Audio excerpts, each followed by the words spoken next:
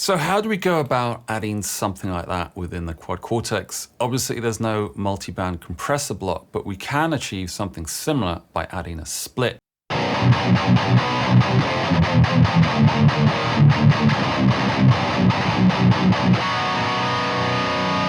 So what we're going to do here is we're going to add a split that's going to come in after the cab block actually. So after the cab block, we'll add the split there, and then we'll add the return to come back immediately afterwards. So like one block across. And then under the S or the split mode, we're going to set it to crossover, keep stereo to normal. And then for the frequency, I'd suggest to keep it at say 300.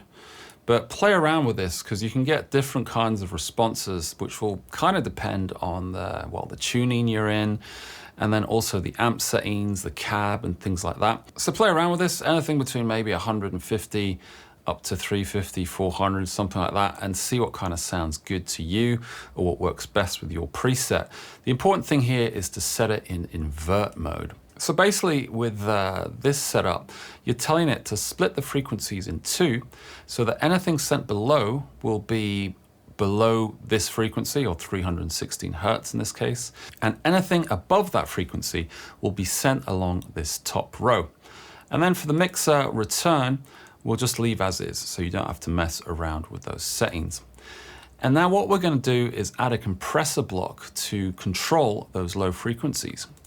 So add a block here, go to compressor. I'd suggest the solid state comp. Set makeup to 0 here so we can really hear what the compressor is doing. And then I would suggest these settings for attack release and also the ratio.